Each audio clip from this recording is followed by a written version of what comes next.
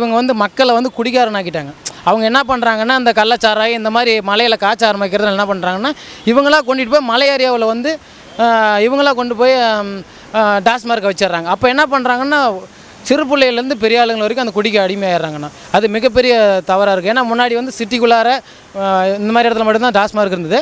இப்போ என்ன பண்ணுறாங்கன்னா, அந்த கிராமத்தில் இந்த மாதிரி கள்ளச்சாராயம் இந்த மாதிரி காய்ச்சறதுனால அவங்க வந்து சரியாக இவங்க வந்து அரசாங்கம் சரியாக பண்ணாததுனால இவங்க என்ன பண்ணுறாங்க, அங்கே போய் வச்சிட்றாங்க.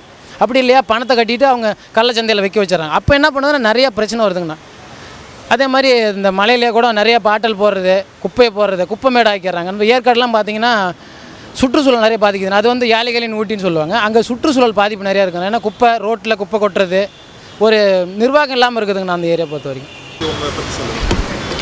நான் பழனிசாமி, பிகாம் முடிச்சிருக்கிறேன், வணிகவியல். நம்ம தொகுதிக்கு இப்போ பழமனை தொகுதியிலேருந்து மற்ற கட்சியில் வந்து யாரும் எதுவும் சரியாக செய்யாததுனால இப்போ என்னை தேர்ந்தெடுத்து இப்போ நான் வந்தால் செய்வேன் அப்படின்னு மக்களுக்கு நல்லது செய்வேன்னு சொல்லிட்டு அதனால் வந்து அண்ணன் என்னை தேர்ந்தெடுத்திருக்காரு.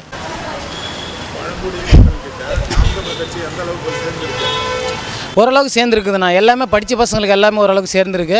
மற்றபடி பார்த்திங்கன்னா கொஞ்சம் விழிப்புணர்வு எல்லாம் இருக்காங்கண்ணா. ஏன்னா இந்த திராவிடல் கட்சிகள் பார்த்திங்கன்னா தொடர்ந்து இந்த பணத்தை கொடுத்து ஓட்டு வாங்குறது. ஏன்னா எல்லாமே எளிமையான மக்கள் இல்லைங்களா.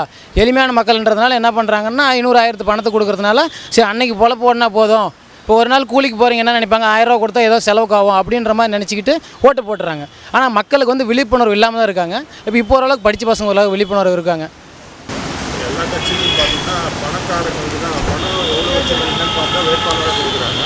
நீங்கள் இப்போ நாம் தமிழர் கட்சியில் முன்னிறுத்துறாங்க அப்படின்ற மாதிரி. ஆமாம், அதான் மற்ற கட்சியில் வந்து ஒரு சீட்டுக்கு கோடிக்கணக்கில் பணத்தை வாங்கிட்டு சீட்டு கொடுக்குறாங்க.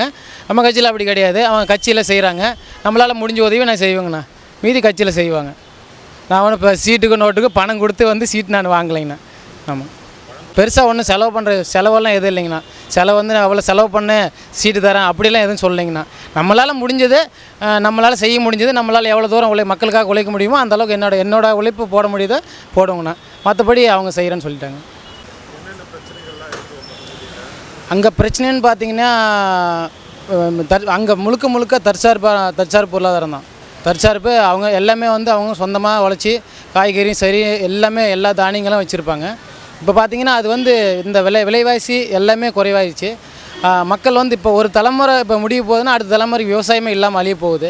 ஏன்னா எல்லாமே அந்த விலைவாசி குறைவு, வருமானம் இல்லாததுனால எல்லாமே வெளியில் வராங்க. இப்போ வெளியில் வர்றப்ப என்ன ஆகுதுன்னா, இப்போ அரசியல் கட்சி தலைவர்கள் என்ன பண்ணுறாங்கன்னா அதை வந்து உள்நோக்கி போய் அந்த இடத்த வந்து இவங்களும் வாங்குறாங்க. இப்போ அந்த இடத்த விட்டு அவங்க தள்ளப்படுறாங்க. இப்போ அங்கே மலைவாழ் மக்கள்னால் நம்ம ஏற்காடு சட்டமன்ற தொகுதி பார்த்திங்கன்னா எல்லாமே மலை ஏரியா தான்.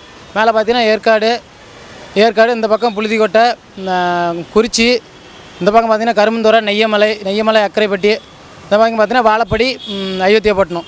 மேலே மலையில் ஃபுல்லாக பார்த்திங்கன்னா தற்சார்பு பொருளாதாரம் தான். ஆடு மாடு கோழி எல்லாமே சொந்தமாக எல்லாமே. ஒரு 2 வருஷம் இந்த கொரோனா வந்துச்சு பார்த்திங்களா, அந்த மாதிரி இருந்தால் கூட நிரந்தரமாக அங்கேயே இருப்பாங்க. சிட்டிக்குள்ளார மாதிரி அங்கே இருக்காது, ரொம்ப இது அமைதியாக இருக்கும். அப்படி இருந்தாலும் வந்து மக்கள் வந்து அந்த விவசாயத்தை விட்டு வெளியேறாங்க. காரணம் என்னென்னா விலைவாசியில் என்ன பண்ணாங்கன்னா ஒரு வருஷம் அரசு என்ன பண்ணுதுன்னா தனியார்கிட்ட கமிஷன் வாங்கிட்டு இது பண்ணுறாங்க. அப்போ பண்ணுறப்ப என்ன தான் ஒரு வருஷத்துக்கு விலைவாசி எல்லாமே குறைஞ்சிக்கிட்டே தான் வருது. அதனால் என்ன பண்ணுறாங்கன்னா விவசாயத்தை விட்டு வெளியேறாங்க. இப்போ அடுத்த தலைமுறைக்கு வந்து விவசாயமே இல்லாமல் அழிய போகுது. ஒரு மருத்துவமாக இருக்கட்டும், ஒரு இன்ஜினியரிங் பொருள் எந்த கல்லூரி போனாலும் பணம் அப்படின்ற பட்சத்தில் என்ன சமாளிக்க முடியாதுன்னா எல்லாம் வெளியேறாங்கண்ணா. படிப்பு மெயினாக வந்து பழங்குடியினர் எல்லாமே பழங்குடியினர் தொகுதின்றதுனால அடிப்படையே இல்லாமல் இருக்குங்கண்ணா. எல்லாமே பணமாகறதுனால என்ன பண்ணுறாங்கன்னா படிக்கிற எண்ணத்தை விட்டுட்டு வெளியில் வராங்க, போதைக்கு அடிமையாகிடுறாங்கண்ணா. கஞ்சா போதை, இந்த சாராய போதை, இவங்க அப்புறம் அரசை விற்கிது. இந்த மாதிரி இருக்கும்போது என்ன பண்ணுறாங்கன்னா எல்லாமே வந்து அரசாங்கம் எல்லாம் இது பண்ணுறதுனால அவங்க வெளியில் வந்துடுறாங்கண்ணா. முழுக்க வெளியில் வர்றதுனால பாதிக்கப்படுது. மெயினாக படிப்பு, வேலை வாய்ப்பில் எதுலேயுமே. ஒரு காலேஜுக்கு போய் சீட் வாங்கினா 2 சீட்டு 1 சீட்டு தாங்கண்ணா ஒரு காலேஜில் பழங்குடியினர் எஸ்டி மக்களுக்கு. இப்போ பார்த்திங்கன்னா மற்ற இதுக்கும் நிறைய டிஃப்ரெண்ட் இருக்குண்ணா. அதே மாதிரி வேலை வாய்ப்புலேயும் ரொம்ப சீட் கம்மி தாங்கண்ணா.